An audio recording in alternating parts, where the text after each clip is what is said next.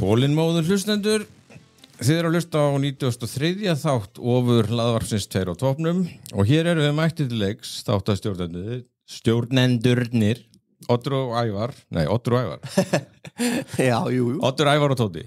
Oddur og Ævar og Tóti. Já, Oddur, Ævar og Tóti. Við erum 3. Já, lágmark, sko. Og það er nú best að ganga bara hreint til verks og biðjast afsökunar á því að við erum langt á eftir áætlun og tökum þennan þátt, það er að segja 93 sem við erum stónuna, upp hádegisbil sunnudaginn 13. apríl en ekki síðdegis á 5. degi eins og venjulega. Þetta væri svo sem ekkert stórmál ef þáttur þar síðustu viku hefði ekki fallið niður eða öllu heldur tapast vegna tæknivandamála. En þetta er búið að vera rosalega svona... Erum við mestu... Þetta er rosalega búið að vera svolítið skrikkjótt hérna þetta væri. Við erum alltaf að besta afsökunar líka. Mér finnst það geggjað. Já, þessum milli sem við erum að hoss okkur því að þetta sé podcast sem fer aldrei í frí og missir aldrei taktinn. Sko. En mannstu síðast þegar ég sagði það, þá einmitt byrtist ekki þáttur í 2 vikur eitthvað. Já. Þegar þú fyrst hjartáfallega. Já, og þú fórst til útlanda. Já, ég fór til útlanda. Já. En náttúrulega, já, þessi sengur núna, hann má nú einfaldlega rekja til þess að Oddur hefur tekið skrefið inn í heim sjálfkörunnar með því að setja störf sín í sjónvarpsfréttum Stöðvar 2 og var hugsjónavinnu sinni við 2 á topnum. Ekki það? Jú. Það er bara þannig. Við höfum venlega tekið þetta mitt á 5. degi, 5. skvöldi, 5. síti. Núna er ég að vinna til 7. Þetta er aðeins nýruveilegi. Ég er aðeins að vennast þessu. Já, þetta er rosalega, þetta er náttúrulega, ég þekki þetta alveg, ég var unni á vöktum, sko, það er rosalega mikil og stór breyting, sko, það voru vanur 9-5 eða eitthvað svona, þetta fokkar líkamsklukkunni, sko, og hérna, er það ekki? Jú, haustnum á þið bara, sko. Ég er ennþá að venna þessu, sko, ég er ekki alveg búin að, ég er líka fer venlega í, sko, badminton hérna á miðvikudögum, sko, klukkan 17:40 og ég hef ekki haft í mér að segja badtóknum mínum sko að ég mun líklega kannski aldrei komast aftur í bad nema við færum þetta badminton. Já. Þannig að það er alls konar svona dæmi sko. Já, sem að þú ert ennþá náttúrulega greiður, þú ert í aðlögun en hérna við erum bara að setja upp svona í Excel samkeira sko tökuplön tekja á topnum við við vaktaplan fréttastofuna. Já, einmitt, akkurat. Þannig að það reddast sko. Já, þetta reddast, við höfum bara gaman að svona. En það reddast þetta alveg og við alltaf vonum bara nýja minniskortið sem ég keypti í Elko með A1 merkingu minni mig það grípi þennan þátt þannig að þetta verður nú bara komið út núna. Ég trúi ekki öðru sko, ég held að þetta muni ganga. Já, en svo náttúrulega er samt sko ef þessi þáttur kemur út svona síðdegis og sunnudegi, svo bara koma annar þáttur á 5. það er bara 4 dagar á milli. Áframgak. Þannig að við erum í rauninni að bæta þetta upp eins og við alveg bara frekast getum. Hárrétt. Það er hárrétt. Annars hvað bara náttúrulega svo bilað að gera í þessu glápi og þetta er farið að sko þetta var að leggjast bara þungt á mig sko. Er það ekki? Jú, líka þegar ég er náttúrulega alltaf eitthvað að gaufast í þessu gamla, ég er alltaf í einhverju sakfræði inn á milli. Einmitt. Og þá náttúrulega mætir eitthvað afgangi og svo bara tekum við svo mikið inn að ég er fann að gleyma þessu jafn óðum. Já, nei, ég veit að mér finnst ég alltaf vera að heyra eða segja við einhvern annan, ertu búin að sjá þetta? Þú verður að sjá þetta. Mér finnst bara það, þú veist, þessi orð, þú verður að sjá þetta. Þú veist, þau eru svo búin að missa alla merkingu, sko. Já, og mann langar bara svona, ég get það ekki! Ég er með 5 aðra seríur sem ég verð að horfa á. Já, svo ég veit ekki, sko, ég var hjá hjartalæknum mínum á föstudagsmorgun fyrir viku síðan. Já, hvernig gengur það? Ertu alveg hólpinn eða? Nei, langt í frá sko. Þetta er náttúrulega sem sagt, ég fór til hans að hitta hann út af þessum hjartastoppum sko. Já. Heyrðu, og náttúrulega ég kem þarna 8:30, settur ég einhverja mæling og blóðþrýsting og sko blóðþrýstingurinn allt og hár, bara út úr öllu korti, ég er nývaknaður sko. Shit. Og svo erum við að ræða þetta og hann segja þetta náttúrulega ekki hægt sko, svona, þetta sem kom fyrir daginn, þessi hjartastopp, það er ekkert mál. Þetta drepur þig sko. Það er þannig. Þrýstingurinn sko. Já, blóðþrýstingurinn. Já. Og ég veist þetta bara ekki sanngjarnt sko. Ég er hættur að reykja, ég er hættur að drekka, ég neita mér lakrís. Ég er ekki einu svona að vinna á fjölmiðli og af hverju er þetta ekki farið niður? Já, hreyfur þig? Nei, af hverju ekki? Því að ég er krónísku leitingi. Já, ok, má ég skrifa það hérna hjá mér? Og svo bara hvað ætlar að drepast og það bara, já, reyða mig bara skipað að gera það hann handshakeaði þegar ég fór bara, ég lofaði að fara út að lappa strax Já Svo tók ég náttúrulega debattin við hann sko, eitthvað, hann eitthvað crossfit gaur og eitthvað sko, og ég sagði við hann ég get og lítir heift mig sko.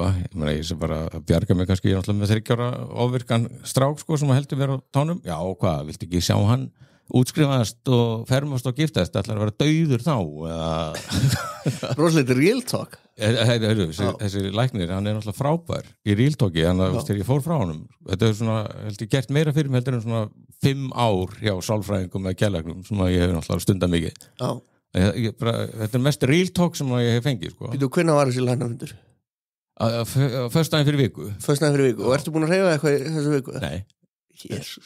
Nei, ég náttúrulega fekk eitthvað svona smá kvefellu og hausverk en ég setti sunddótið í sundtöskuna sko, það tilbúið sko en ég er rosa mikil göngutúrakall núna mjög mikið, ég múin að labba mikið hérna í Salakörinu og í Seljakörinu í Breiðholti þessi hverfi eru alveg hlið við hlið og það er svona móa á milli og þetta er rosalega heilun sko, sérstaklega út af fólk eins og okkur sem er að framlega þessi podcast ég skal alveg lofa því að það er fullt af hlustendum 2 tónum sem að hlusta kannski bara á 2 tónum og með þeir eru í gangutúr og þetta er alveg fílu, þú getur kannski og ég mæli líka með að vera bara með 1 heyrnartól sko, ef það er gott viður náttúrulega í gangutúrnum við erum 1 heyrnartól, hlusta á podcastið þar að þá ertum að hagræða og getur hlusta á fuglasöngin og umhverfisljóðin og bara verið aðeins tengdur verið tengdur náttin sko. Þetta er úr stígur hann inn í gettóið að gangin í Breiðholt það er ekki bara Jú, Seljakörju er náttúrulega ber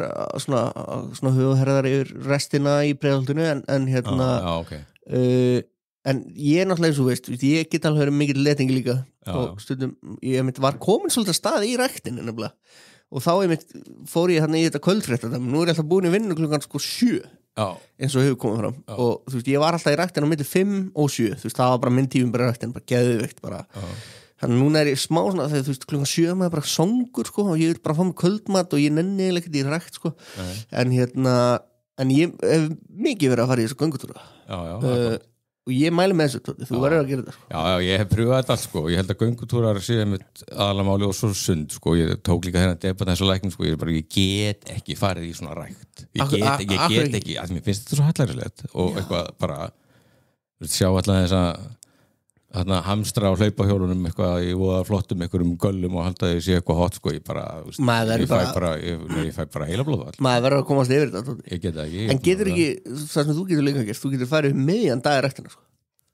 þá er enginn ræktina já, það eru svona einhverjir kallar svona búmerar einhverjir kannski en svo er það besta við ræktina sko. það er alltaf vel að þú veist sundlaug eða einhver pottur eða svona þú veist að fara á brettið, lifta smá þú veist það er ekki að gera mikið, gera kannski smá amaðingar, helst einhverja bakaðingar kannski eitthvað svona, svo þú veist á einhverjum fótodögum getur þú tekið hérna hvað heitir þetta?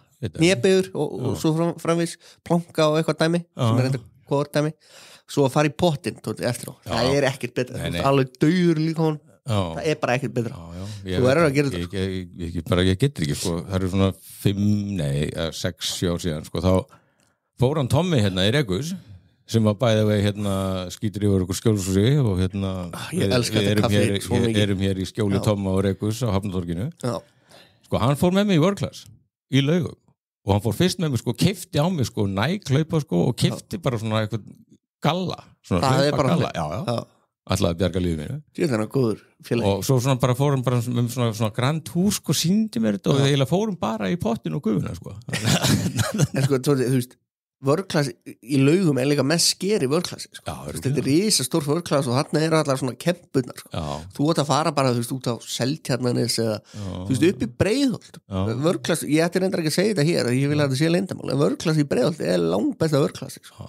og Breiðholtslaugin er náttúrulega unbelievable sko. Ég verði alltaf að byrja smátt og byrja á ganga og lækninni mitt, hann mælti sérstaklega með því bara pældi bara, setur þú hú og vetninga sér í veðri í sólina og svo setur bara eitthvað í eyrun og bara af stað þannig að ég get alveg sagt að bara samkvæmt læknisráði þá eigið að hlusta á tveir á topnum og ganga, já, og sérstaklega, ég mæli sérstaklega með þessu eftir mat, þegar maður búin að borða kvöldmat að þá hérna fer einhvern veginn blóðsykurinn einhvern veginn fullt og þá þú hérna countera það með því að fara að labba, hreyfa þig ég fór einmitt í göngutúr í gær með 2 vinkonum mínum tókum 4 kilometra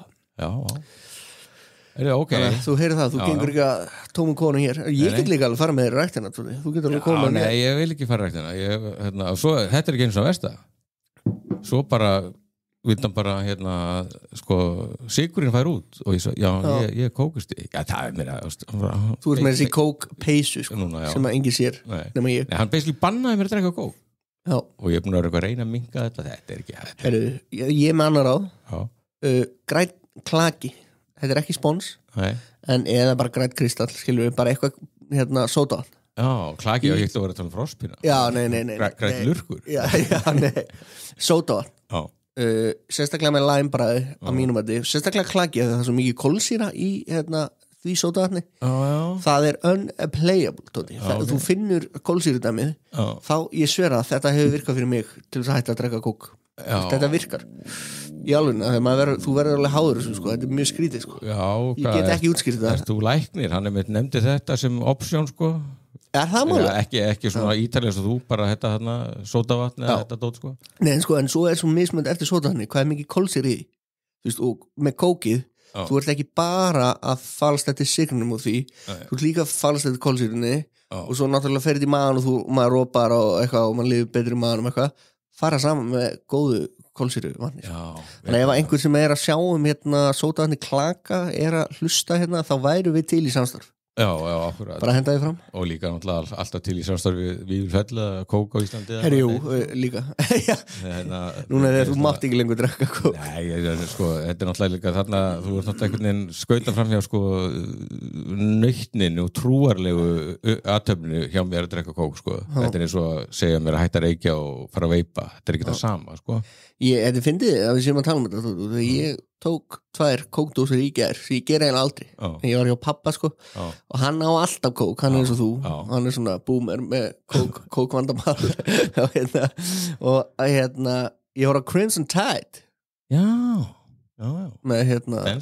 með Denzel og Gene Hackman akkurat, og tók 2 kók yfir því, það var helviti gott sko en þú veist, svo fer þetta beint á magan á manni og maður verður að vera í formið þetta fer beint í blóðið og þú vilt ekki þú veist, maður vill ekki fá hérna þessi hjartavandra og allt þetta Nei, og líka lækninni fór eitthvað, hvernig gamalmenni viltu verða eitthvað, viltu þurfa að fá hjálplis að fara á klósettið og eitthvað bla bla bla, þetta var mjög, samt var þetta motivational, ég fór út bara, yes og svo bara, með þessu neini það býða hérna 3 þættir þetta er náttúrulega, þetta er 2 á toppnum sem er náttúrulega örgulega að drepa mig Ég verður glæð sko en hvað viltu gera þú, ef við hérna, annarkóru eitthvað drefst fyrirfram, ef við þá hætta með þetta, ef við halda áfram með Já, náttúrulega, þú veist, við náttúrulega erum búin að fjárfesta í hérna, state of the art hlaðarskræjum og röði hljónum og svona Þannig við eiginlega verðum alltaf Já, við erum bara skipt inn einhverjum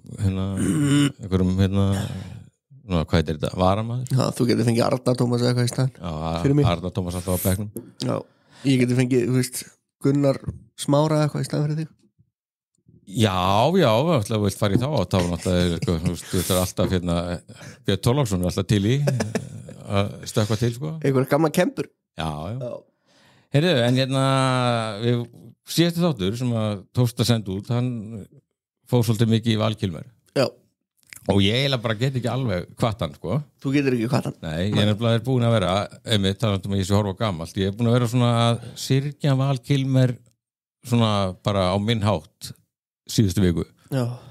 og búin að horfa nokkra myndir sko. Ég horfði hérna á The Salton Sea frá 2002 sem ég sá á sínum tíma og er svona frekar svona svolítið svona niðurdrefandi noaris eitthvað bla Dóra einmitt sá, já, þetta er svona alveg ekta 2000s eitthvað sem er kannski frekar eins og hún sagði sko, hún sá hún í Háskólabíó og er hún frekar ung og fannst þetta allt mjög cool þá en svona þetta early 2000s allir kúltúr hann eldist greinilega ekki mjög vel sko Nei, hann og guða Nei, en alveg falleg mynd, nei, ekki falleg mynd Hvað er þessi mynd?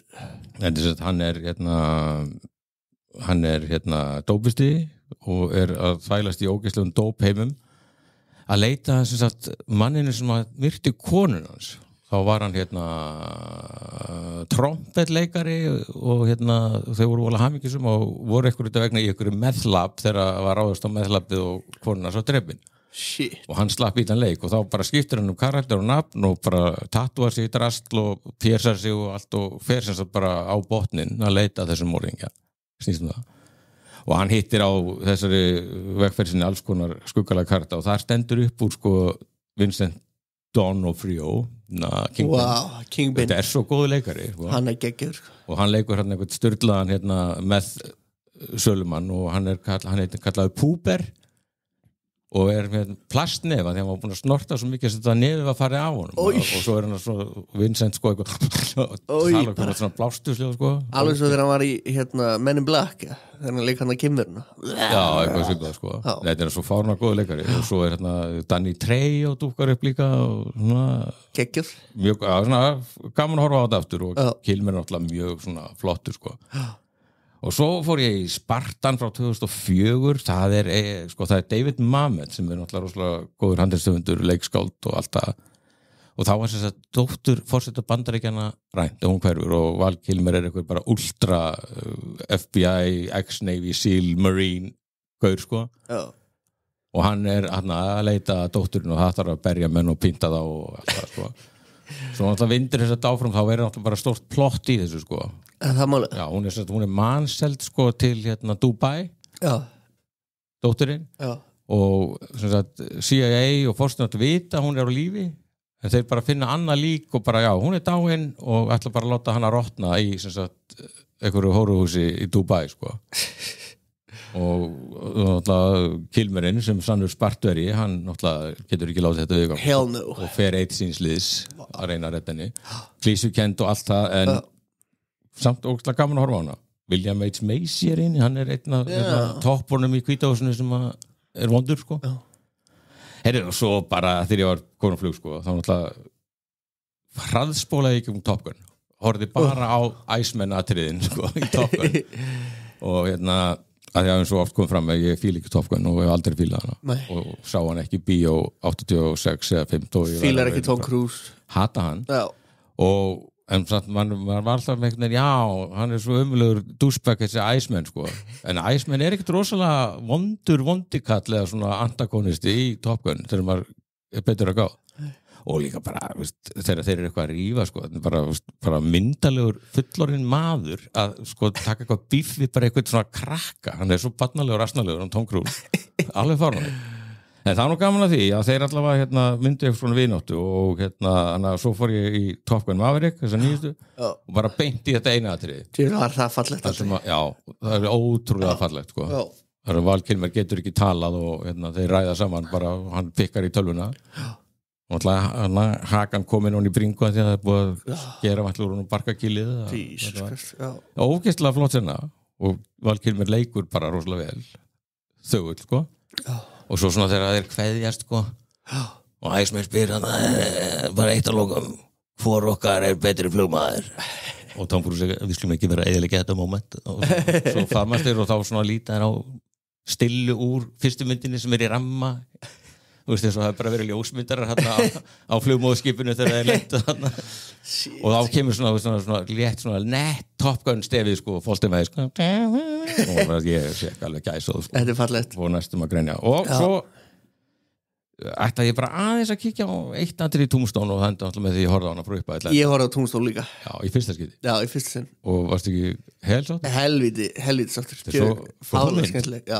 fáránlega skemmtileg sko. Og það er svo ótrúlega mikill haugur af góðum leikurum og bara harfjókslum, þú veist, Sam Elliott og Michael Biehn, Powers Booth Hvað er Sam Elliott eiginlega gaman? Hann er 80 Hann er búin að vera eins í 40 ár Alltaf Já og ógeðslega mikill nagli og mjög gaman að því að hann og Tom Selleck voru saman í leiklistanum og hafa báðir leikið alveg Aragrúa Vesturum og eru svona þetta eru svona flottustu kallarnir sko alltaf með mottur eða skegg sko og það er röddin í samveiljóttin alltaf next level en sko Tombstone er bara þetta er svo gaman, þetta er svona stuð sko Já, þetta er fárlega skemmtileg mynd sko og ef við segið Billy Bob Thornton hérna í ykkur smáhlutverki ég sá hann, ég hugsaði bara býtu, er þetta Billy Bob Thornton? Djöfull var hann eitthvað ólíkur sjálfur sér, eitthvað fárlega þykkur einhvern veginn og fárlega ungur, allt öðru sér og Kilmer náttúrulega, Doc Holliday sko, náttúrulega bara þegar samt Tombstone náttúrulega bara svona hasar vestri, hún ekkert kannski merkileg mynd sko, og hann einhvern veginn bara,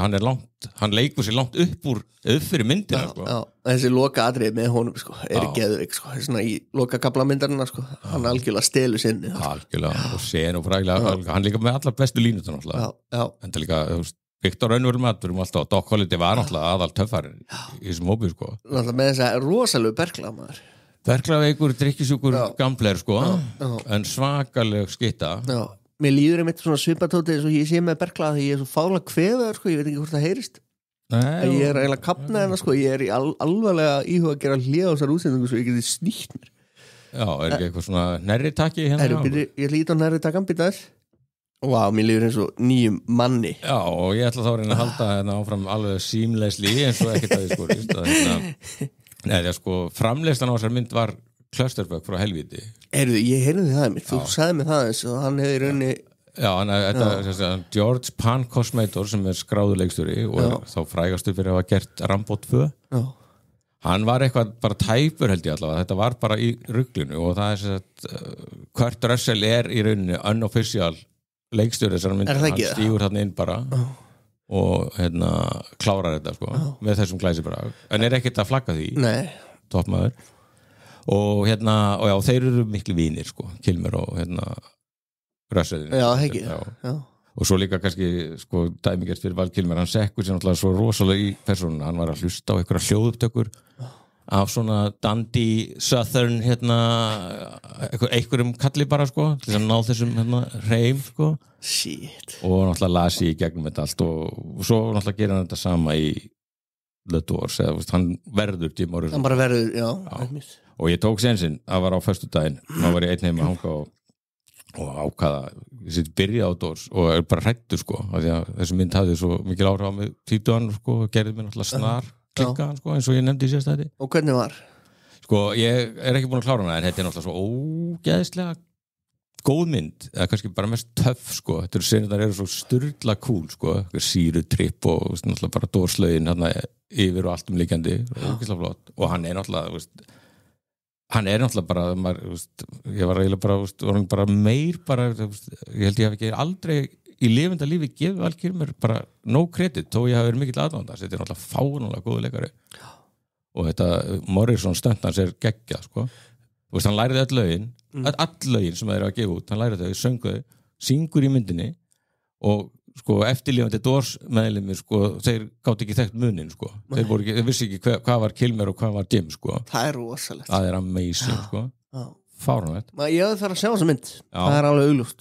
Þú getur hættir í það, en ég alveg gríðalega ánægð með að horta á Tombstone, ég bara ég tekið á mér í heilum tekið af gleði sko. Hún var alveg bara ég bara elska þegar maður horfir á svona þessi myndi jafn gömul mér sko. Já, nákvæmlega. Geðvitt að segja gamla þegar maður horfir á svona gamla mynd. Jafn gamla mynd. Nei, og svo var hún alltaf betri og betri sko. Þú fór hún svo mikið flug og þessi síðasti kapli var náttúrulega bara geggjaður sko. Já, svo mikið töffi sko. Og svo náttúrulega Johnny Ringo sem var líka til og sem sagt voðalega vondur psykopat sko. Já, tjóðið var hann vondur maður. Og ætlar að sem sagt feysa Wyatt Earp í einvígi sko. En þá sneikar Doc Holliday sér sko í staðinn sko. Og það svo flott Michael Biehn sem nú Kyle Reese í Terminator sko, maður vanar honum sem góðum gæða sko. Þetta rosalega illmenn og skitta sko, hann ætlar eiginlega bara að beila þegar hann sér bara, þegar Doc kemur sko náhvítur og sveittur sko, drepast sko. Nei, það nú ekkert þetta ekkert, ég á ekkert við þig svo gott sko, þetta finnst sko að þegar svo hefur þetta sko Kúreka og Berkladæmi, þetta hefur náttúrulega sko þú ert náttúrulega engin töluleikakall. Nei, mjög lítið. Red Dead Redemption 2 sem þykir meðal svona betri töluleikar sem hafa verið gerðir, þetta Kúreka töluleikur frá sem gerðu Grand Theft Auto og þú veist það svona því líka sögur frá hann í þeim leik sko. Það einmitt fær aðalpersonan Arthur Morgan, hann fær berkla í leiknum og það verður svona rosaleg svona, þú veist það er rosaleg hluti af sögunni sko. Hvernig hann gera og hann gera svona, hann færa, þú veist, hann að kúa eitthvað fólk sko, þú veist, hann að handruka eitthvað fólk og hann svona, þetta er svona grár karakter, svona góður og vondur, þú getur spilað hann annarkur mjög góðan eða mjög vondan og hann leiður í svo mikil eftir sig, sko, eftir þetta og hann alltaf bara fær, smitast af berklum hann að okkur manni sem hann ber og svo deyr sá maður þetta rosalega falleg saga þannig að þetta berkla kúrekadæmi þetta rosalega mikið svona, þetta hangir saman Já, og berklar hafa líka svona alltaf verið að loða svolítið við svona rómantíska sín á skáld, sko, þú veist, það eru berklaveitt ljóðskáld eða svona eitthvað Einmitt. Og eins og Kilmer gerir þetta í Tombstone, þá líka við að það sé svona bara cool að vera með berkla, sko, þú veist, þetta er svona, ja, fyrir okkur svona algjörlega, ég var alveg til að prófa hoppaði upp í raskat Nei, ég held ég láti þess að helvítis kvefpest duða, sko Já, herðu, og svo bara svo við getum þá reynt að kveðja Kilmer þá hendi var ekki bara Magnús Jákúm Pálsson blaðamaður sjálfur sem hendi inn listanum sinn minn á Toppból Jú, hann gerði það Facebook-hópinn okkar, Toppból Sjálfur vinnur okkar Já, og bara mjög sko öflugur í þessum bransa Það svo fáránlega metnaðfullur og góður í þessu vinnur allt opbóðslega vel Skrifa góða kvikmyndarýni líka þó hann hafi reyndar bara gefið mjallhvíti 2 stjörnur sko. Já, hann er þá sko rökstutt það mjög vel sko. Já, hann gerði það þetta er bara, hann er komið fram hann bara strax bara orðin besti og efnilegasti bíórínir síðari tíma 100% En hann tók saman listaði yfir bestu Kilmer-myndirnar og nokkrar þær verstu og ég ætla ekki að fara að tellja þetta allt upp en mælu bara eindreið með að fólk kíkja á hann lista Þetta er ná Toffólki sem er Facebook-hópurinn okkar ef að hlustendur ekki í honum bara endilega sækjum aðeld og við samþykjum ykkur og þetta verður geggjum Þetta er samme, já, og svo náttúrulega lendir Batman Forever á verstu myndunum sem er ekki góð mynd Nei en miklu skári heldur en Batman and Robin sem kom eftir og það var ekkert sett út á Kilmer sem Batman það var hann sem hann nefndi ekki að halda áfram sko. En ég var búin að gleyma því þegar við vorum að tala með síðast þetta og því ég var eitthvað þælist góð hér að kaupa nokkra DFT sko og keypti þessa mynd Batman Forever, ég hef ekki átt hana Þetta keyptir Batman Forever og DFT sko Já, og þá bara sá ég cover sko og myndi ég sko mér myndi að það hef verið Clooney sko en það eru sko nipples, svona gervörtur á Batman-búningunum hjá Kilmer sko Já, heimitt, það var á honum Já, heimitt Ekki nema því að það er haldið yfir á Clooney sko Ég held að það hefði líka verið á George Clooney Já, en þetta er fáránlegt sko bara hverjum datt þetta í hug Manstu þegar George Clooney í Batman og Robin dreifur upp Batman kreditkortið Nei Manstu ekki þetta? Nei Hann sagði, yeah, pay for this with my eitthvað Ég held að sko Batman og Robin þetta var svo traumatísar þetta er lífsinslega ég sennilega bara nokkurn veginn þurrkaðan út sko. Ég man að ég fór á hann í bíó á laugardagskvöldi og svo fór ég beint í partí með bara upp á sterkifélögum mínum og þá var ég bara veikur Þú veist, ég fikk bara leggjast inn í rúm heima hjá Lindu Lindborminni og gæti ekki verið með í partíinu sko, ég gæti ekki drukkið sko, þetta tók svo á mig sko. Það er rosalegt Fáránlega vondan Það er galið sko Heyrðu, annað hvað er að frétta það er náttúrulega snar sturlun í gangi í streymisveitu þáttabransanum Já, það er brjálega að gera alveg brjálega að gera Sko, Daredevil Born Again er að klárast Hvað er konar 8 þetta á 9? Já, 8 þetta er 9 á 9 kemur á þriðjudaginn á Disney, 15. apríl Þetta stendur í 88% og þetta er gott en þetta er svolítið mikið öðru sem kannski Netflix-seríðar Já, þetta er aðeins öðruvísi en ég fíl þetta samt sko Ég hef heyrt þessara gagnrýni einmitt slengt fram að það sé ekki mjög svona djúpar eða svona mikil persónusköpun í þessum þáttum sko fyrir utan náttúrulega bara Daredevil og Kingpin sem eru bara þekktar stærðir sem er alveg legit finnst mér en þetta hefur alveg haldið mér og mér finnst þetta mjög spennandi saga og mér finnst þetta alveg skemmtilegt að þetta sé aðeins öðruvísi heldur en Netflix-þættirnir þú veist, Netflix-þættirnir voru þó, þú veist, einmitt, við hugsaum þá í ákveðinu dýrðarljóma, ég meina við höfum talað þetta fyrsta seríu var náttúrulega frábær helmingurinn annars seríu var frábær svo var helmingurinn annars seríu bara frekast slappur vondur, sko. með einhverjum ninjum og eitthvað sem að engin, svo þriðja seríu alveg ekki þannig þú veist, mér finnst þetta bara frábær teik, ég meina þú veist, þeir eru að eldast og þetta er einhvern veginn að, þú veist akkur ekki að fara í þess átt, sko. Og þetta er líka náttúrulega verið að segja hérna sögu og það er bara verið að gefa sér tíma þú veist, það eru 9 þættir, svo eru þá væntanlega 8 þættir á dagskrá 2026 þetta er helmingur það er svona langt í að hitt komi en þetta er alveg bara svona, og ekki kannski svona mjög svona eitthvað línulega atbyrðarás það er svona út og dúrar og allavega er verið að gefa sér tíma en svo koma svona bara styrlu atriðin á milli, sko. Algjörlega. Og bara gott stöf Svo náttúrulega, þú ert náttúrulega ekki inn í því en hérna, sem sagt, Boss Legacy þriðja sísón, síðasta bossið er að rúlla á Prime og 2 síðasta þættirnir af 10 koma núna 17. apríl fimmtudaginn. Og þetta ógeðslega gott, þetta stendur í litlum 100% á ráttan. Shit. Og þetta bara ógeðslega gott löggu þáttastöf. Þetta svona svipað og Reacher, eða? Nei, þetta miklu jartengdara, sko. Þetta mjög svona, og bossbækurnar náttúrulega bara mjög jartbundnar og svona nákvæmar og vandaðar löggusögur, sko. En þetta er alveg á jörðin, en bara gríðarlega svona spennandi, og ég held líka, Jón, eftir að tjekka á því, hún lesa allar bossbækurnar, ég held að það sé bara eitthvað nýtt þarna. Það sé ekki einhverjar plottlínur þarna eru bara, ég held ég ekki uppbúin þetta bók, sko. Þannig ég er náttúrulega bara æsi spenntur, sko. Ok, frábært. En höfum við eitthvað rætt út í Reacher, þú veist, hvað fannst? Já, vorum eitthvað búin að... Nýjastu seríuna. Ég er nefnilega núna búin, ég held ég hef ekki verið búin. Já, ég átti síðast áttin eftir það. Og ég er núna búin með þetta, sko. Já, við náttúrulega minnum á að við tölum svona hispjuslaust og spilla ímsu, sko. Við tölum bara þetta eins og allir hafi séð þetta. Já, reynum kannski að vara við stundum svona eins og núna Reacher, þú veist, hverju ætti maður að spilla. Hverju getur þú spoila Reacher? Hann deyr ekki. Nei, þetta er alltaf eins. Mér fannst þetta næst síðast átturinn helvíti mig, ég var til í að láta hlutin að gera, sko. Ég var svona, þetta var alveg bara, það var allt og mikil. Hann var út þátturinn heitir LA Story, sko.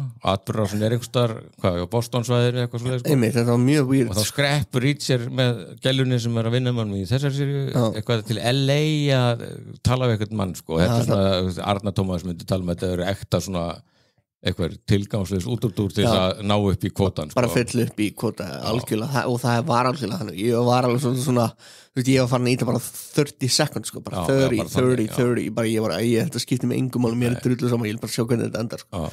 Þannig, en svo síðast átturinn bara mjög bara skemmtilegur, sko. Já, þetta er bara, og heildapakkinu er bara mjög góð. Það var smá svona högt í season 2 fannst mér, en þetta er bara frábært og þetta er bara fáránlega vinsælt og það verður Róki beint í að gera 4. seríu. Eina sem að hardcore Reacher fólk er búið að pyrra að sjá að þegar hann er að fara, hann fer náttúrulega alltaf, hann er alltaf on the move, sko. Þá nappar hann sér mótorhjólið, svona brunar í burt svona mjög cool út í sólarlagið, hjálmulaus, og hann bara, Reacher er aldrei gert þetta. Reacher er náttúrulega bara alltaf á puttanum, sko. Hann er bara, hann bara gengur og setur út þumalinn og eða tekur Greyhound, sko, rútun, þannig að hann er ekki þessu, en ég hugsaði bara, hann tekur bara nokkra kilómetra og svo bara heldur henni svo út í kant og skilu hjólið eftir og ég menna þetta var nú bara flott sena. Þess vegna var þetta. Já, nei, þetta er náttúrulega bara þetta er svona, mér finnst þetta að vera svona þetta er svona eins og bara bækurnar, sko, þetta er svona ákveðið, þetta er svona eins og krimmi, skilu, þú bara svona, þú bara sleppið þér og gleymið þér á meðan og alltaf horfa á þetta og hefur gaman að þessu og þarfst ekki að hugsa þetta ómikið í gegn. Og svo er þetta náttúrulega bara fullkomin svona escapismi og eins og ég held ég að ég nefnt á það, sko, að hann er líka svo öflugur, sko, það er svo gott að vera með hetju og svona halda með hetju sem hann er eiginlega bara ósýrandi og unstoppable, sko. Nema núna, þú veist, í þessari seríu, það var hann eitthvað fáránlegu tröllskall. Já, einhver hollerskur þurs sem leikur hérna Paul þarna og sko, nú er þessi Alan Ritchson engin stubbur, sko. Þetta tröll knæfði yfir, sko, þegar hann kýlir hann fyrst og maður sér á Reacher, mér finnst það náði vel að hann svona stundum tæpur leikari, sko. Reacher, sko, en þarna var hann, en þarna var hann þegar hann var svo hissað þegar hann landan og maður sá það bara, þetta var geðvikt, sko. Já, hann líka, hann kom fram eitthvað, hann fekk þeir fyrbuðist eitthvað, hann fekk alveg á sig alvöru högg, sko. Gott ef að Gauri rótaði ekki í alveg, sko. En sko þessi rómatísku senu með hann karakter, sko, með Reacher, djúvill er þetta vond, sko. Þetta er alveg bara já, hvað segir, hún er hrifin af þér og þú er hrifin af henni, einmitt, ég trúi þessu, fílíkur leikur. Svo eru þið bara farin í sleik og þeir eru að sofa saman og svo hún segir eitthvað svona, bara það nú veitir að ég vil ekki neitt langtíma saman og hann eitthvað, þetta er reynilega það sem ég segi. Þú stalst línunum. Hvílíkt handrit. Svo einhvern veginn bara rakki augunni á Facebook að einhver fór að tala um The Bondsman, þetta var að fara fram í mér. Þetta eru þættir á Prime. Já, með Kevin Bacon. Ég sá þetta nefnilega, Tóti, og ég hugsaði nú þetta þáttu verið Tóta. Já, og ég er náttúrulega rauk í þetta. Já. Er þetta ekki bara eins og Reacher og Bosch eða svona, þú veist, þetta er svona skepism? Jó, en þetta er náttúrulega, sko, þetta er eiginlega horror, sko, og ég vissi það ekki. Þannig að Kevin Bacon leikur svona Bondsman sem er að elta uppi grimma sem hafa stungið af, sko. Og bara það er ekki 10 mínútur búnar, þá er hann bara, verður hann undir í átökum við eitthvað vondakalla og er bara skorinn á háls drepinn dauður sko hann dauður? Já, svo er hann afturganga þetta er svona nett, þetta er svona eiginlega True Blood meira sko þetta er svona þannig heimur sko þannig að þá er hann bara vakinu frá dauð? Já, hann er bara settur í vinnu hjá djöflinum og hann heldur áfram að vinna sem nú er hann að eldast við sko dímona sem hann var sloppið úr helvíti sko. Ég held þetta var eitthvað Nei, þetta er algjörlega fara át þetta er svona eitthvað bara svona Santa Clarita Diet True Blood sko, það er svona allt er mögulegt sko og ég held að sé 8 þættir góða við að þetta er hálftíma þættir eitthvað ég afgreiddi þetta einum degi bara er þetta ekki skemmtilegt? Jú, og bara Kevin Bacon er náttúrulega hann er svo likeable og bara góðu leikari Þetta hljómar eins og eitthvað algjört rugl sko. Já, en þetta er það er ekki mikil fjárfesting í tíma og þetta er skemmtilegt og ég held að það sé klárt mál að það verði meira af þessu framhald Já, geggjað og svo er bara kannski reynum að fara að wrap up öllu þessu sjónvarpsþusi þá er The Studio, ég ætla nú eiginlega bara að láta það fara fram hjá mér sko. Nei, þú getur það ekki Nei, ég veit það, en ég ætlaði að gera það sko, því ég get ekki þú veist, það er alltaf ykkur að segja mann að verða að horfa á eitthvað áður ég get ekki meir Nei, það er önnu seriatóti sem að Anton Brink ljósmyndar var að segja mig frá á Apple Plus sem hefði víst alveg geggi sko. Ég man ekki hvað serið það var sko. Það er með einhverjum stórleikunum líka bara þannig vitina, það er fleira en þetta er Apple Plus þættir og það er náttúrulega bara Apple hefur ekki klikkað Nei, bara Seth Rogen framleiðir þetta og skrifar þetta og þú settir trailerinn að þessu eða eitthvað inn á toppfólk og ok, fuck it, ég kíkja á eitt þátt og þetta er Það eru konu 4 og þetta er ógeðslega gott, ég er búið með 3 og þetta til þess að setja eitthvað samingi þá er þetta í 95% á Rotten Nei, þetta er styrla, þetta er svona one take þetta minnum við svolítið á Endora sko, út af því að þannig eru leikstjórar að mæta fræði leikstjórar hvað heitir okkar maður? Martin Scorsese stórleik í þætti 2 algjörna stórleik og er að leika sjálf sig og okkar maður hann ég var að Seth Rogen hann leikur hann einhvern gæði sem verður alltaf einu bara forstjóri Head of Studio Head of Studio og þetta er bara, þetta minnum með smá Enterprise þetta gerir svona í senunni sko. Þetta gerist í Hollywood og þetta er rosalega realistic reynilega þetta er svona, en samt húmor í þessu svo er þetta one take, þannig að þetta er rosalega svona svo minnum við þetta með einmitt smá uncut gems að það er svo mikið svona hraði í þessu þetta er svo mikið stress og svo mikið, hvað er að gera svona hvað er þú að gera þetta mér fannst einmitt þáttur sko, ég vil segja þáttur er það strax í þætti 2 er það þáttið 3 sem heit bara The One Take bara One Take, það var bara eitthvað þau voru að taka upp eitthvað senu voru að ná sólarlagi rosalega mikilvæg sena í það er bara mögulega besti þáttur sem ég bara hvað séð þetta er bara geðveikur þáttur hvernig hann byrjar og svo hvernig hann endar og svo náttúrulega er Bryan Cranston er svona í ykkur litlu hlutur sko, sem bara aðal gæinn í þessu stúdíu djöfull er hann góður maður ég vil að gera Kool-Aid myndina Já, og svo náttúrulega þetta fyllandi áreittil á þetta sko, þú veist bara,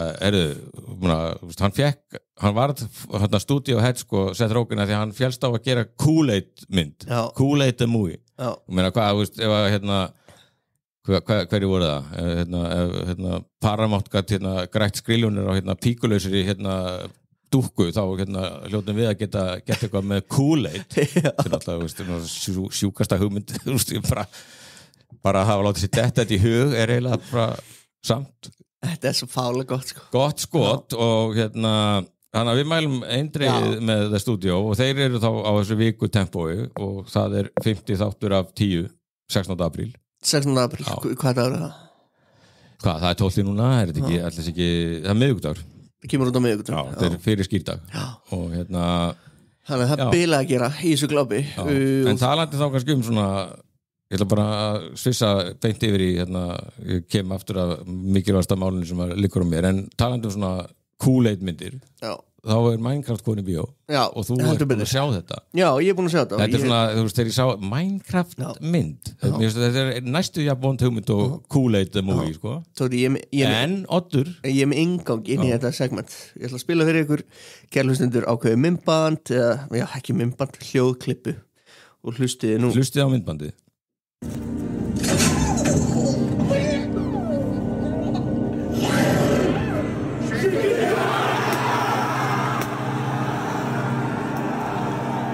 Já, þetta var örugglega kannski ekkert spes klippa en þarna heyrum við sem sagt sjónvarssal í Bandaríkjunum gjörsamlega, já, sjónvarssal Velkomin í sjónvarssal Já, sjónvarssal sem leiðir umræður Vogue Akkurat, Jesus Nei, þarna heyrum við sem sagt í áhörnundum í kvikmyndasal á Minecraft-myndinni gjörsamlega störtlast yfir því þegar Jack Black kynnir inn kjúklingaknaban Chicken Jockey og það lítið zombie-strákur í Minecraft-heiminum á kjúkling eðlilega og þetta sem sagt orðið að eitthvað svona samfélagsmiðla æði, Tóti og það sem sagt, ég fór í bíó síðastlegin þriðjudag, salurinn var pakkaður, ég fór í Sambíón í Eilsöll í stærsta sal 1 og fullur salur fullur af ungum krökkum eðlilega, með myndum að halda og það var klappaði við mjög mörgum atriðum það til dæmis klappað þegar og þetta allt út af TikTok og samfélagsmiðlum þegar Jack Black kynni sig My name is Steve eða eitthvað svona, I am Steve þá trilltist allt og klöppuð allir og ég var farin að undirbúa mig andlega undirbúa mig að það myndi allt trillast í salnum og það myndi allir kastu pokkotni þetta er það búið að kalla til lögreglu í nokkrum bíóhúsum í Bandaríkjunum þetta búið að vera mikið vandamál fólk er að störla fólk bara trillist fólk trillist og skemmir bíósalinn svona ég allan að kasta popp upp í loft og það er þannig að það var sem sagt til dæmis í Eyjabíó þar var gerðist þetta í Vestmannum síðastliðin sunnudag þá trilltist allt og núna er komin svo regla þar að ungmenni þurfa að taka með sér foreldri í bíó og og þau voru í 2 klukktíma að þrífa salin eftir þetta og þetta er sem sagt, þetta er orðið bara þvílíka mými, þessi mynd ég var að sjá þetta á Sambíónu núna hvað hún er búin að vera í sýningu í viku aðeins meira, 25.000 manns búin að mæta, þessi mynd að slá í gegn ég náttúrulega talaði í október við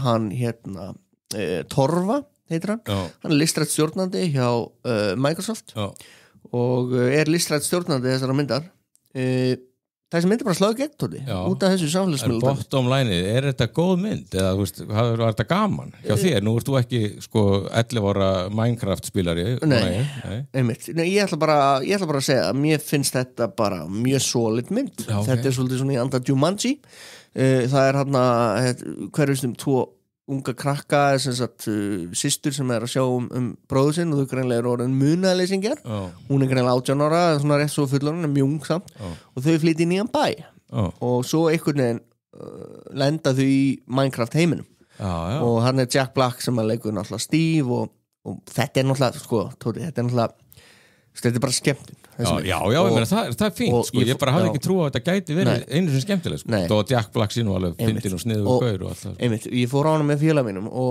við vorum sammála það að koma okkur mjög sérstaklega fyrir hvað var skemmtileg svo náttúrulega eftir hlið þá verður þetta náttúrulega bara classic það er hann einhver ítmenni sem að vilja eyðileika Minecraft veröldina þetta er náttúrulega vinsældur tölulegur í heimi það sem voru bara byggja og það er allt kassala þetta er bara solid skemmtun og ég veit einmitt að kvikmyndahúsin bara eðlilega í Bandaríkjunum og hér heima og örgulega víðar eru náttúrulega mjög sátt út af því að sérstaklega út af þessu samfélagsmiðla dæmi þá er bara fólk að flykkjast á hann í bíó náttúrulega mjög leiðinlega samt ef að fólk er að eyðileika en ég minna að þú veist ef þú fyllir salin trekk í trekk þó að það þurfa að eiga smá tími að ríksu popp einmitt, svo lengi sem einmitt en þarna þessi Bandaríkjunum það var eitt sem tekur með sér alvöru kjúkling í salin hræðilegt, alvöru hænu hrikalegt dæmi en ég eiginlega bara, ég mæli með henni mér fannst þetta stundarskemmt og sérstaklega náttúrulega fyrir börn er þetta alveg amazing og það er líka bara frábært ef að úlingar eða krakkar eru að hljungast í bíó það er eitt og sér bara good news en þetta segir okkur svona ímislegt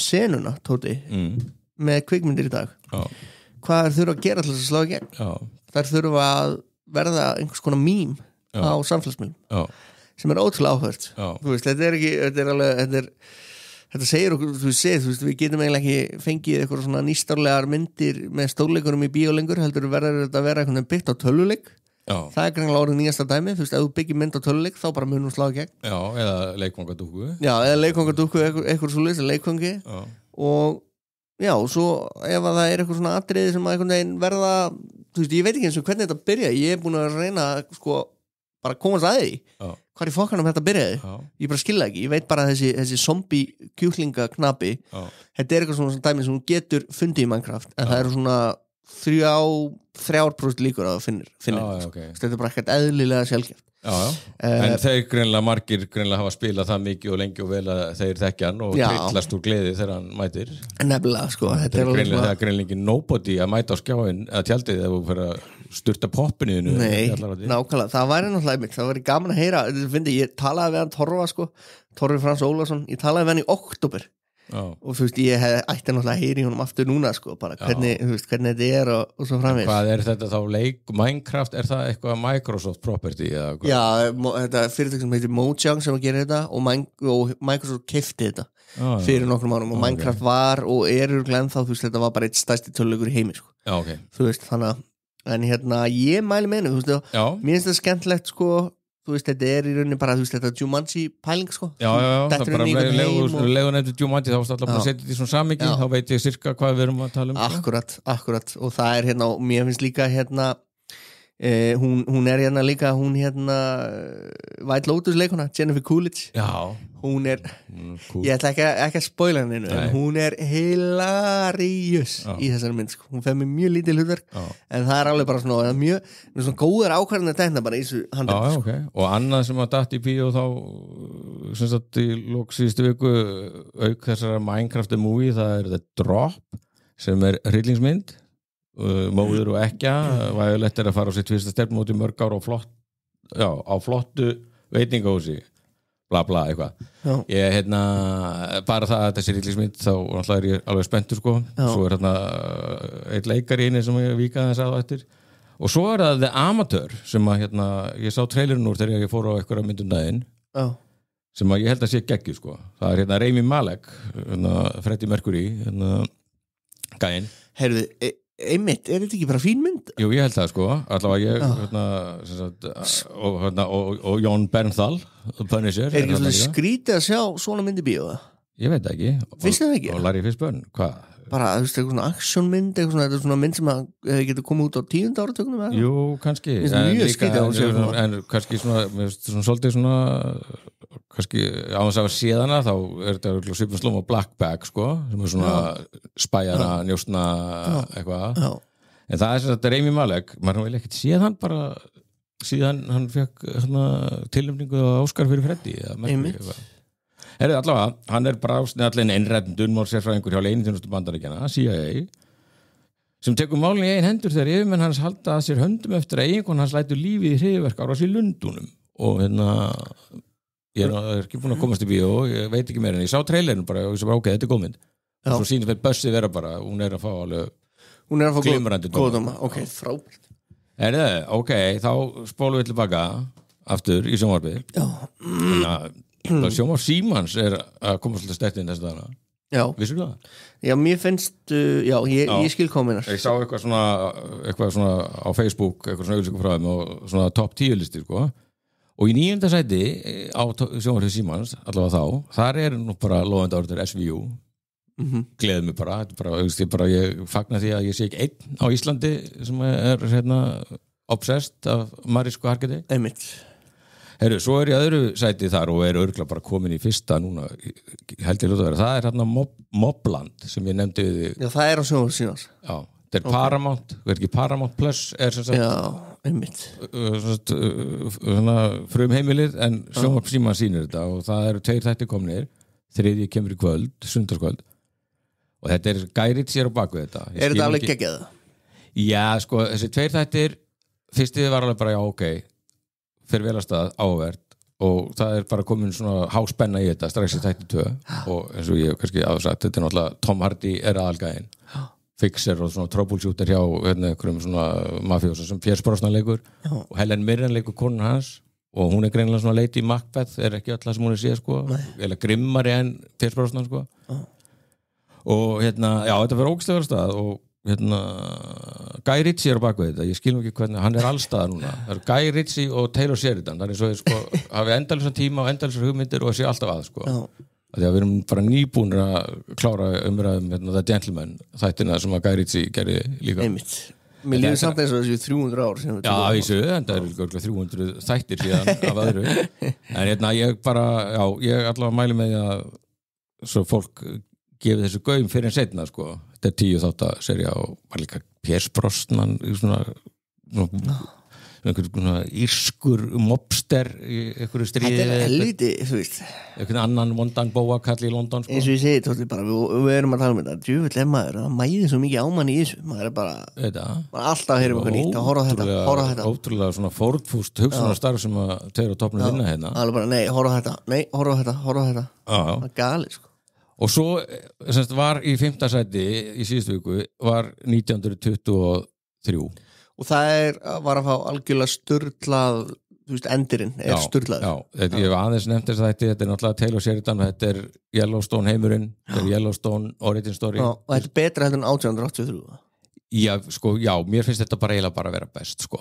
En það er, 1883, getum það ekki, það sem var mitt Sam-Elliot var, það var alveg fáranlega góða vestri. Og Dutton, unga konan sem var svona í center þar, hún sem sagt voice-overar þess að þetta, hún er sem sagt rekja örlög ekki afkomenda, ég held að sem sagt litli bróðurinnar er aðal töffarinn í þessu og ég meina aðeins eitthvað farið yfir þetta sem sagt, sko, fyrsta serja það er örgulega bara ef ekki verið 3 ár síðan að hún kláraði, sko, svo kom verkfallið, sko og það enda á svo miklu kliffengar, það voru kærustu parið Spencer Dutton og hún Alexandra, ensk svona hefðar stúlka og einn af þessum Dutton sonum sem var búin að fara að berjast fyrir heimstyrjöldinu og staðis að fara heim til Montana og fór til Afríku að skjóta ljón fyrir Bretana og á þeirra Afríku flakki kynnast þau og svo ykkur skipi og þar verið að viðskila hann er detained eða haldið eftir og tekið fastu fyrir að drepa heitmann þessara stúlku og það silt með hann alltaf England og þar endar þetta og ég var farið ekki svo vænt þetta par og þessu persónu ég bara var að bilast yfir ég held að kæmi ekkert meir út af þessu verkvallátu já, menn ég heldur að gleyma því að sko Harrison Ford og Helen Mirren leika náttúrulega gamla Dutton fólkið í þessu svo byrjar þetta og Timothy Dalton er ógeðslega vondur pervertískur auðmaður sem ætlar að leggja undir sig dalina í Montana Geðvikt. Og er að sauma svo að Harrison Ford að þetta klan verður þurrkað út sko. Það er rosalegt að heyra þið segja þetta svona sko. Já, og þá sendir Helen Mirren bréf til Spencers og bara, Spencer, þú verður að koma heim og svo hélt maður náttúrulega bara að serið 2 myndi bara byrja bara í fyrsta þætti væri Spencer komin heim og svo tækjum við stríð nei Þetta er 7 þáttaserja 8x8 og allan þennan tíma er sko Spencer að reyna að koma sér heim til Montana og Alexandra leggur á stað frá Englandi til Bandaríkjana til þess að finna ástina sína og hún lendir í sko hræðilegum hremmingum alla leiðina og hann líka það er ótrúlega mikið lagt á þetta par og svo var maður eitthvað smeykur við að já, það verður ekki 8 þetta er bara 7 en þetta er klukkutíma og 50 mínútur þetta er bíómynd sko þessi lokaði þetta rosalegt og það gerist svo mikið og þetta er svo geggjað Nú mátt ekki spoila ákríði Já, ok, ég skal tala varlega en og sko talandi sko mér var hugsað til Game of Thrones sko þegar þetta er einhvern veginn fullkomið slút á serju Það er þannig Já, hann bindur alla enda, hann gerir upp einhvern veginn eiginlega við alla og samt náttúrulega maður fær ekki tap í ending en maður er samt alveg helsáttur eins og í 8. seríu Game of Thrones Já, akkurat, eða þannig og bara, sko, mér hefur ekki bara þótt, vænt nokkra persónur í bara, held ég, bara 10-15 ár, sko, en þessi Í alveg? Já, Það er rosalegt og ég fann svo til með þeim og svo sett bara í loka þættinum, ég vil ekki að segja mikið en sem sagt, þegar það loksins hittast við alveg stórkostlar aðstæður ég fór að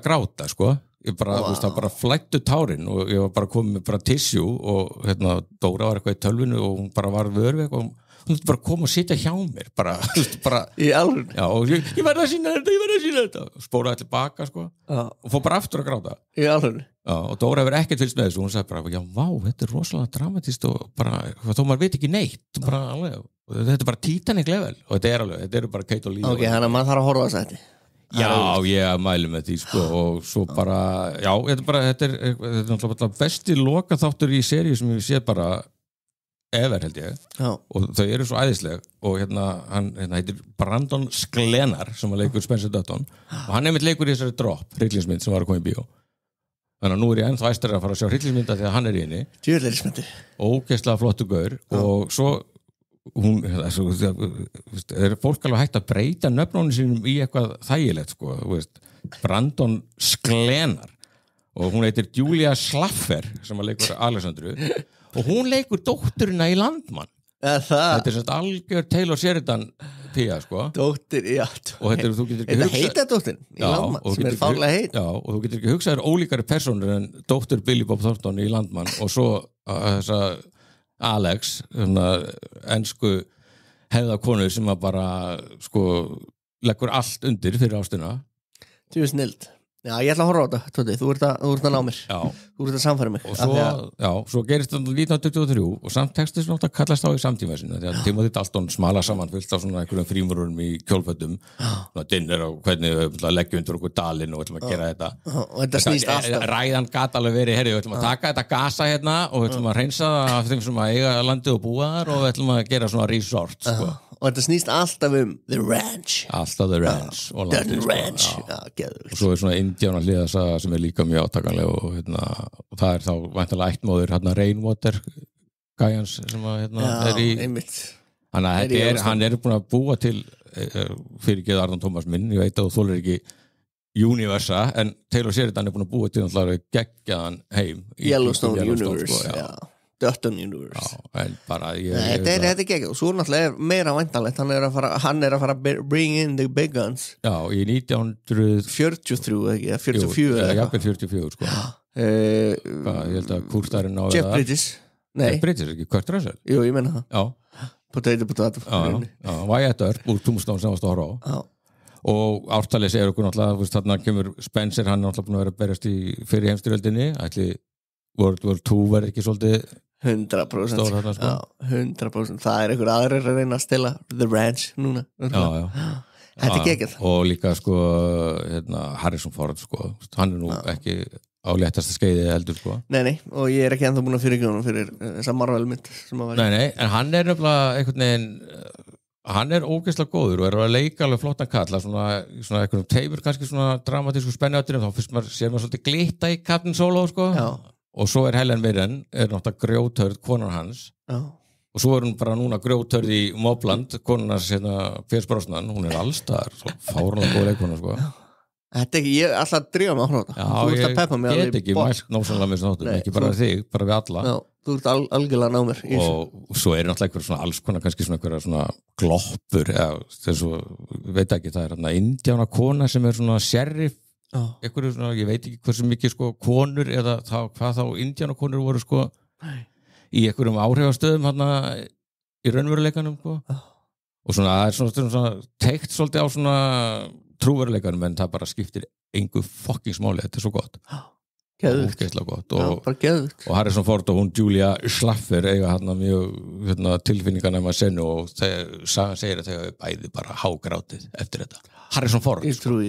Ford að grenja það er gali þetta er geggjað ef það hef ekki senkað upptökum og svona þá hef ég verið ferskur að tala um þetta þá hefur ekki bara getað að stoppa mig sko það hefur bara ekki, þetta hefur bara 1923 já Heyrðu, vá hvað ég er búin að koma miklu af mér maður og þú ert ekki eins og búin að minnast á það að það er komin í Black Mirror serja nei, ég hef aldrei eld Black Mirror sko kominu ég hef bara hort á svona þátt sko já, ég hef ekkert mátt verið að þessu þetta er Powerhouse er þetta ekki eitthvað svona þetta er eitthvað sem allir er að tala hver þáttur eitthvað sjálfstætt sýrutripp eða eitthvað jú, í alveg, horfður aldrei á þetta ég horfði á eitthvað þáttar sem var svona eitthvað cancel og hvað, auðvitað menn ósýnlegir eða hurfu eða eitthvað, ég man ekki hvernig það var hvað heitir hann, Charlie Brooker eitthvað sem að gera þess að þetta byrjuði að vera svona breskir og Netflix átti það ekki hvað BBC gerði það og eitthvað svona, ég man ekki alveg og þetta er svona, einmitt, þetta sci-fi, þetta er svona ádeilu á nútíman og mögulega framtíð, svona dökka framtíð, Black Mirror einmitt þetta er 7. sería núna og núna droppaðir sem sagt öllum þáttunum Netflix og Netflix kaupir þetta sem sagt í millitíðinu, kaupir þetta eftir sko 2 seríur, 1 eða 2 seríur og þá verður þetta líka bandarist og það er náttúrulega alls konar stórleikarar sem hafa leikið í þessu Bryce Dallas Howard leik hérna einu sinni í einum þætti þú verður að horfa á þetta okay. Jesus og hvað, þetta er 7. er þetta allt 10 þáttaserjur? Er þetta 70 þætti sem sko, er á eftir? Núna er þetta 7. serían ég horfði á fyrsta áttin í gær og þetta er alltaf eins og þú segir sjálfstætt það eru hérna mjög þætti leikarar í hérna fyrsta hættinum hvað heitur hún hérna sem að leka alltaf í öllu Parks and Rec og hún byrjt í Office og öllu þessu sko en hérna en málega er að 7. serían þótti ekkert spes en 7. serían er miklu betri og það er líka þín kona úr hérna Penguin sem er í þessu sko Black Mirror og það er hérna Emma Corrin og ég veit ekki hvað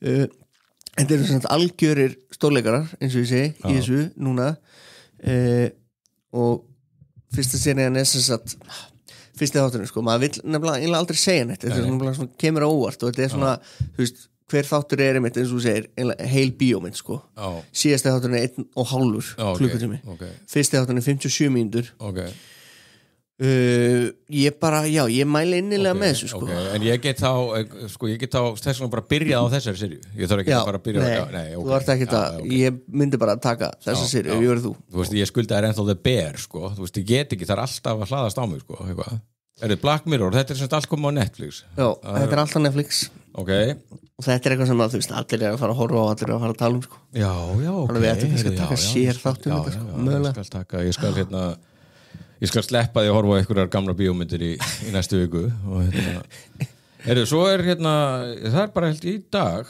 kvöld, það var á föstudaginn þegar við ætlum að taka þáttunum síðast 11.4.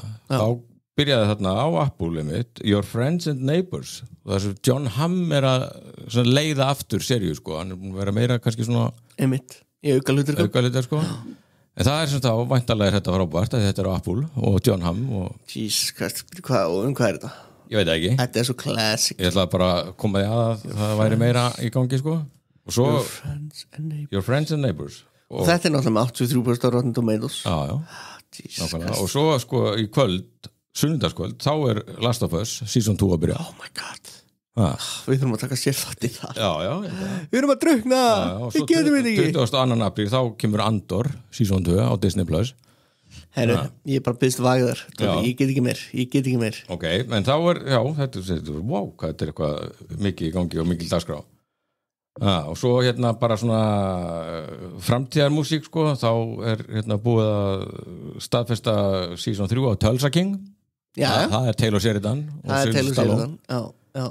já, svo sá ég einhvers staðar að hérna, það er að koma það er bara dett inn á næstunni hérna önnur þáttaröð af Fúbar þarna Schwarzenegger flippið var það gaman? Nei, ég horfði aldrei nei, það var ekki allavega ekki nógu gott sko ég var búin að gleyma að vera til þegar ég sá bara eitthvað Fúbar, það er Stallone með Tulsa King er alveg að vinna Arnold þar sko í sjónvarpinu ég skil ekki okkur Arnold, hann er bara eitthvað að leika sér ekki jú og svo náttúrulega er hérna bara alveg faraði bara að byrja á Ted Lasso 4 líka sem voru frábæri þættir sem allir öllum að þótt það klárast mjög vel sko. Já, þau voru frábæri ég man í dagsand út svolítið í 3. seríu sko. þau voru svona farnir að snúa hann að lovable karakterinu það var alltaf svona hálfur vondikall hann var eitthvað tæpur þetta var eitthvað mjög svona skrítið og svo er Taylor Sheridan aftur það verður Landmann 2 líka það verður meiri Billy Bob ég datt aðeins út úr Landmann það er ekki alveg á sko Yellowstone level nei, það var svona líka bara konundar í svona bara gerði ekki neitt sko. við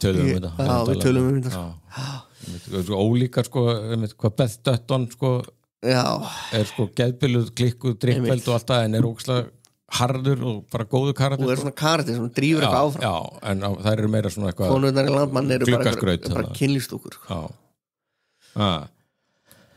heyrðu hérna þetta fyrirbærið þarna Letterboxd nefndu við það eitthvað um daginn? Já, þú sagðist þér að koma á þetta og ætlar að segja mér eitthvað sögu hótaðar en það hætti svo við já, nei, var það ekki bara í þættinu sem að tókst ekki upp eða skilja sig ekki Nei, heyrðu, þetta alltaf eitthvað app, hvað, maður á að halda utanum myndir sem maður ætlar að sjá og það líka sem ætlar að sjá ég noti þetta bara sem dagbók set bara inn myndir sem ég sé já, ok, það örugglega mjög gott svo þetta búið til lista og svona, já, watchlist það líka þetta búið til watchlist, það alveg rétt þegar við vorum að tala þetta við Arnar Tómas í þættinu sem var hvarf og þá varst þú einmitt að segja okkur að þú er inn á þessu og sagður okkur að adda þér ég man nú ekki, en ég fann þig sko já, hún fannst mig þú ert eini letterboxd vinnu minn já.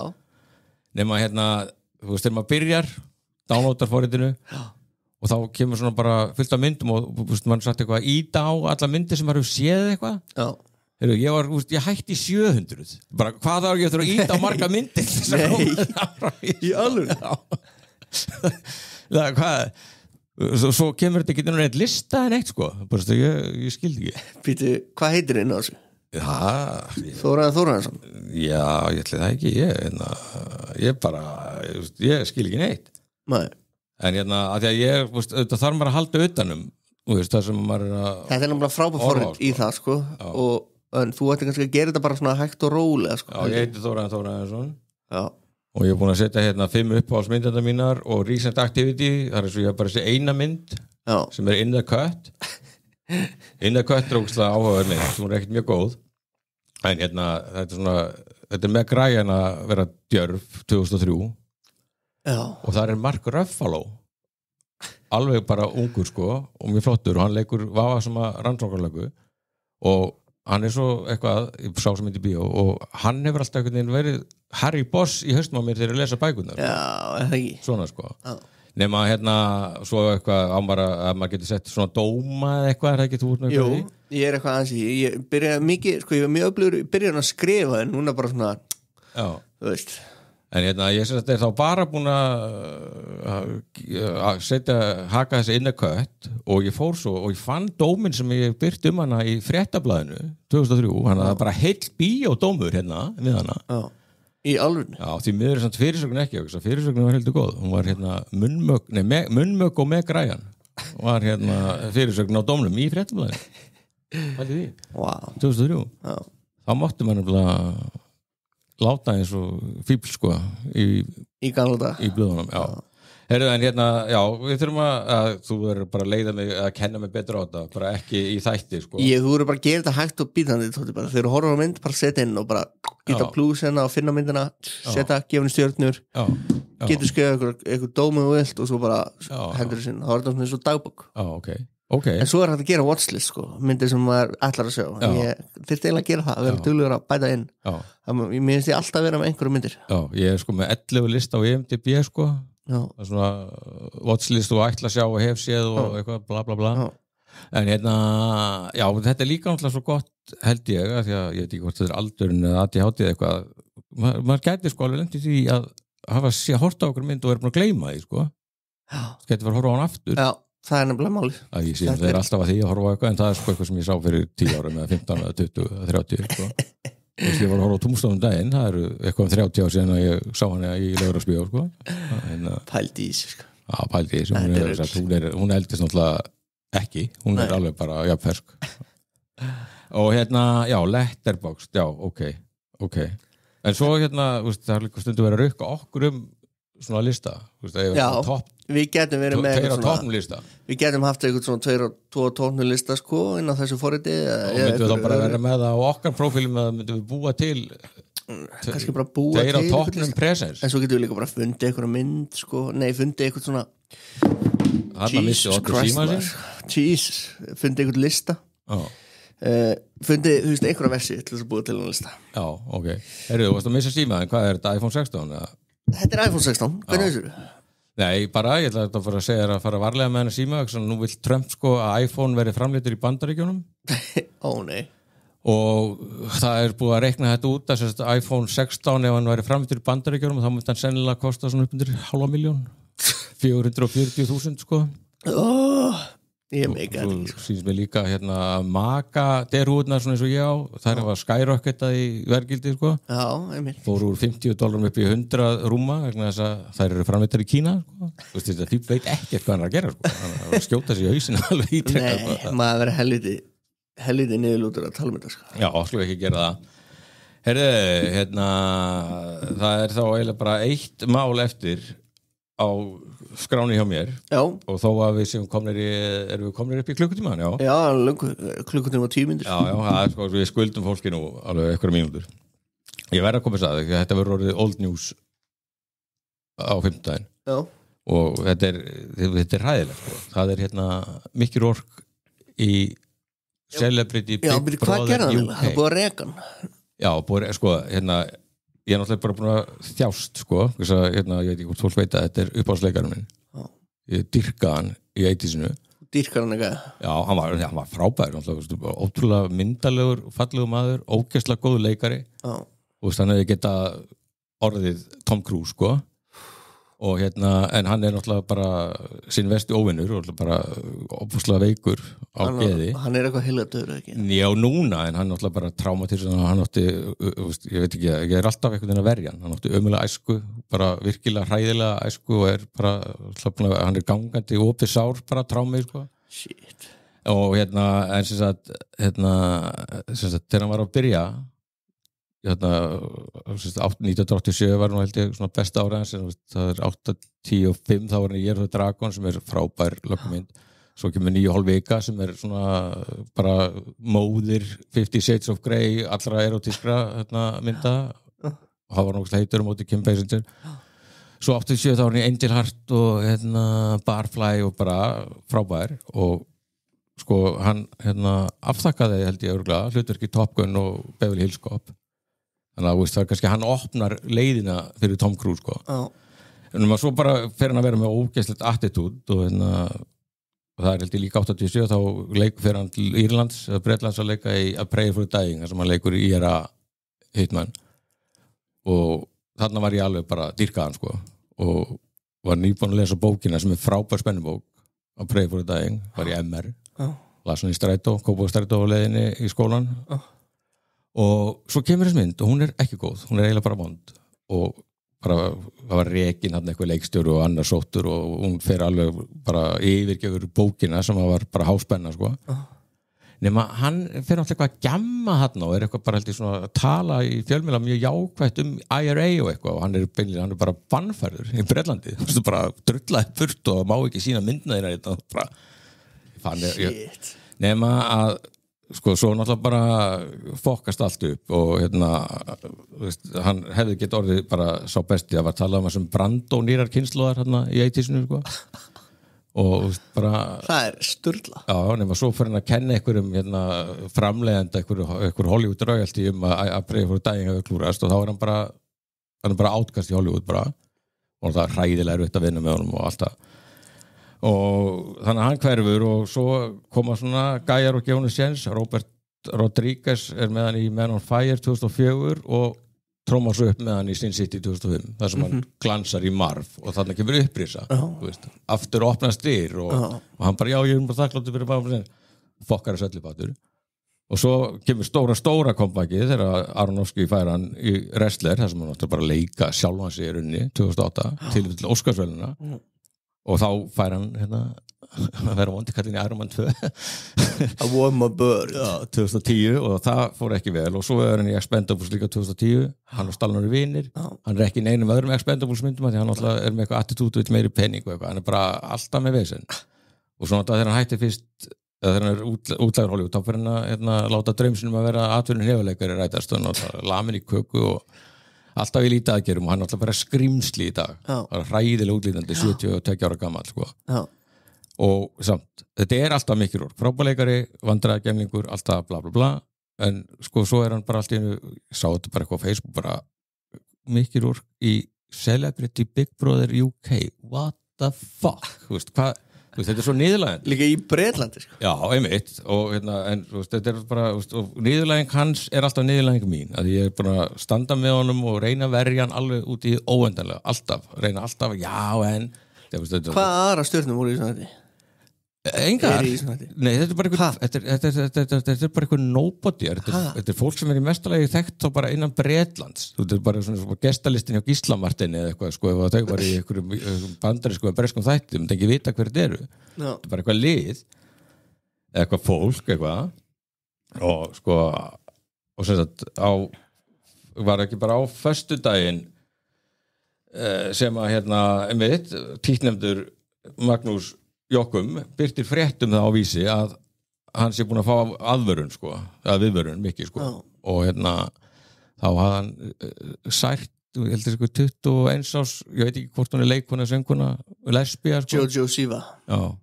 Siva accused Rourke of being homophobic. Já, og hann með bara, ég kíkti á þetta bara á YouTube sko, hann er bara ógeðslega leiðilegur eitthvað svona bara, eins og bara eins og bara guðfæðir anti-vóklísin sem var að þóra að nota það. Hann er Chris Hughes líka. Já. Já, be threatening and aggressive towards fellow housemate Chris Hughes sem er Love Island stjarna. Já, ok. Er hann myndalegur? Já, það var einhver gaur, svona frekar sæti gaur sem að kemur til hans þarna þegar hann að særa lesbísku konuna og þú getur ekki tala svona og svo, sem sagt ætla ég að ræða þetta á þeim nótum svo bara í gærkvöld, þá bara komin önnur frétt að hafa sér búið að henda honum út sko. Shit. Þannig að hann er búinn sko. Þannig að þú veist bara sem sagt, ég þurfti að uppdata það sem ég ætla að grenja hérna í dag að því að ég ætla að tala þetta á 5. og föstudaginn sko. Jojo Siva breaks down in tears after Mickey Rourke's homophobic comment. Jesus Krist. Bara svona. Hvað er hann að gera hann? Ég er bara málið sko og ég veit ekkert hvað þetta Jojo Siva Chris Hughes. Nei, það er sem ég segja þetta, alveg sama þó hann sé búin að fokka ferli sinu 3 svar og sé bara glata. En hefur séð hvernig hann lítur út? Já, ég var að segja, hann er monster. Svo hefur hann eitthvað líka hefur mikla tendens til þess að spóka sér nakin eitthvað og þetta er náttúrulega bara hræðilegt að hafa hann þarna. En okkur heldur að ITV hafi fengið hans að vera þarna. Náttúrulega bara til þess að fá headlines í Daily Mirror og The Sun. Oh my god. En það hefur greinilega ekki verið þess virði. Það er svo hvað Jakob myndi segja, þeir sóttu ull í geitarhús eitthvað. Nei, þetta er enn ein niðurlægingin og hann er búin að eiga svo. En þetta er bara mesta niðurlæging allra tíma. Já, ég veit það, ég er að segja það. Hvernig heldur mér líði? Mér líður hræðilega. Og svo sko fekk hann fær 500.000 pund það var shit, hann lítur illa út, sorry ég kann skrifa þetta hann er afskræmdur þannig að ég alveg sagt með Sin City sko, hann hefur alltaf þurft að eyða miklum tíma í make-up stólnum til þess að láta að setja Marv á hann sko. Hann er ljótar en Marv sko. Hann er bara svona karakter í okkur bíómynd sko. Já, þetta er bara andlitið hann er bara ónýtt og þetta var bara kynþokkafylsti maður 80-sin sko, og gleymum því ekki og það hefði vel verið hægt að eldast gracefully en en sem sagt hann 500.000 pund, þetta er eitthvað tæp milljón hann var ekki meira en það samt en þetta er náttúrulega skítagigg sko þannig að hann vantar pening og svo sem sagt var hann spurður sko af hverju hann væri þarna og það var snýrst ekki peningana sko heldur að ef hann hefði ekki farið þarna þá var hann bara leikið í enneinni shit í indie-myndinni sko það er náttúrulega leikur í alveg hræðilega vondum myndum trekk þetta er alveg sko ég er eiginlega bara eðilegur ég er bara fegin að það er búið að kasta honum út sko það er bara þú veist hann gerist þetta ekki meira píplið þarna ég voru samt að þeir borgjum alla upphæðina hún veitur öll ekki á því hvað ætla hann gerir næst sko það er náttúrulega spurning þetta er búið að lítið gert sko þetta er bara boslega dapurlegt sko þetta er svona harmleikur sko shit sko en ég bara fílaði hann alveg og bara hann var ídól sko áhrifavaldur og ég tók upp alls konar neikvæða hegðun sem ég lærið af honum sko og fannst allt mjög töff þá sko en það er þetta einsilegt uppáhaldsbíómyndin einaðum 87 og svo var maður alltaf eitthvað maður fór í bíó og svo var það 1991 þá kom Harley Davidson þetta með Marlboro Man hljómaði vel, leit vel út á pappír Don Johnson og Mickey Rourke að vera Marlboro maðurinn og Harley Davidson og þetta var svo vond mynd sko og þá, ég manna ég sagði við önnu bara þegar við fórum út úr bíónu bara já, þetta er búið sko þetta er búið og svo bara versnaði þetta sko alveg hræðilega shit þannig að ég bara Mickey Rourke, alveg já, ég hef örgulega sagt söguna því áður að þegar ég misti af engafundum með honum í Cannes hvernig varst þú í? Ég þurfti að fara ég var með bóka viðtal við hann á miðvikudaginn, ég þurfti að yfirgefa svæðið á þriðjudegi til þess að hitta stelpu í Örlandi jeez Dóti já, nei, þá var ég samt alveg á svo viltur maður réttlæta það, þú vilt ekki hitta ídóliðin og allt það sko nema þá var Skarphéðinn Guðmundsson nýhættur dagskrárstjóri RÚV, hann var í kann fyrir Moggan og hann fekk viðtalið hann líka, það var 2005 að hann var að kynna sin sitt og ég bara var hann ekki leiðilegur. Nei, hann var frábær. En hérna ég samt bara, þá horfði ég bara mikið ork í dag og bara já, það var ágætt að hitta hann ekki sko. Þá er það ennþá sárið núna. Ég meira pælti hann hefur leiðilegur. Hann hefur dissað mig eins og Bruce Willis dissaði Ödda Blöð þetta sama ár. Hvernig var það aftur? Hvað var það? Það var Bruce Willis að promotera Over the Heads, þar sem hann talaði fyrir eitthvað cool íkorna eða flottabjörn eða eitthvað. Alveg rétt. Og það var eitthvað blaðmannfundur Öddi Blöð, þeir voru þarna strákandi sko, hann spurði hann eitthvað svona fáránlegra spurningar sko. Og bara, and you're what, from Greenland? Tekin og étin. Það eru 1:20 tóti, þetta er bara lengst átt sem við höfum gert. Þetta er frábært hjá okkur og erum við þá ekki bara svona kvitt við hlustundur sem við erum búin að valda ítrekkum ábrigðum. Einmitt, svo bara ætlum við að mæta vígur yfir, hvað hefur að gera páska þá næst, hvað hefur að gera? Já, við skulum bara allavega reyna að halda okkur við hefðna dagskrá og senda út nýjan þátt á 50-daginn sem er skýrdagur og ég veit ekkert hvað við getum flippa sko, við vorum náttúrulega með gríðarlega vandaðan páskaþátt fyrir ári og ég hugsa við ættum bara líka bara minna fólk á hann, það fórum við yfir svona kristskerfinga í bíómyndum. En líka hæst sko, mástu? Hæst, já. Hann hétt Christ en líka hæst. Já, var það því þá var nýbúið að fremja ráni í Katalínu? Já, hann var nýbúið að fremja ráni í Katalínu sko. Já, þeir hafa aldrei fundist, þeir menn og við sendum þeim árnaðar óskir. Já, og bara vona og heilla kveður notið rauðmáluðu peningana. Einmitt, akkurat, já, nákvæmlega. Þeir hafa örugglega aldrei getað notað þessa peningar. Nei, ekki eins og þessar töskur afgreiða þetta sko. Einmitt. Við vorum með svona bensinstöðan sko. Já, já. Það er einu svona sprakk taska óvart sko. Þú sagði mér þetta. Já, fyrir árið síðan. Já, fyrir árið síðan, já. En ég er að fara ástu kveði, heyrst það heyrst það. Þitt heimaverkefni er að ná heilsu. Er ég ekki bara að fara heim? Hvað gerir maður með kveð? Maður fer bara heim, þú veist, mér líður ekki eins og þessi veikur. Ég er samt svona með, þú veist, í auganu, skilu. Já, ég held svo að þetta bara að fara heim og hella þér upp á kaffi og byrja að horfa á 1923. Já, geðu þau kominn. Horfa á fyrstu serinu, það þarf að byrja á byrjun. Ég þarf að byrja á byrjun, alveg á byrjun. Þú verður líka að gera það sko, svo náir sko gravity of the situation í þessu loka dæmi sko. Þetta er bara bestu þetta sem að vera gerðir eitthvað með hvernig þú tala. Já. Ekki gallalausir en það sem er gott er svo ógeðslega vel gert. Og svo líka einmitt bara vandinn, þetta eru bara 2 serjur en hann var greinilega verið með einhverja heildarhugsunstrax en þetta Game of Thrones verður náttúrulega bara alltaf skólabóka dæmum hvernig er þetta að klúðra sko, einhverju bara glæsilegri seríu og eyðileggjarnar sko. Þeir þættir, þú veist, fyrsta til hvað, 4., 5. eitthvað, voru kannski bara svona bestu þættir allra tíma eitthvað og eftirvæntingin, ég mun aldrei upplega suma eftirvæntingu fyrir þeim þáttum en svo bara, einmitt, út af þessar 8. seríu, 7. seríu, sérstaklega 8. þá bara tala maður ekki þetta í dag sko. House of the Dragon er reyndar alveg fín en önnur seríu var reyndar mjög skrýtum eins og við tölum önnur seríu var bara svona 1,5 Þetta er bara eitthvað svo smekklega og vel gert og einhvern veginn maður er náttúrulega ekki alveg sáttur maður er ekki vænt fólk sem fer illa út úr þessu en þetta er einhvern veginn, þetta er svona bara góður lokahnykkur og það er líka þegar það er bara ákveða það kemur ekki meir hafa einhverja heildarhugsun og bara láta hlutina ganga upp þetta er alveg til fyrirmyndar að því að maður er náttúrulega svona stundum farin að gruna til og sér þetta að vera svolítið skrítinn sko. en hann er það örugglega en hann kann alveg að ná einhvern veginn tilfinningalegu taki á mann sko.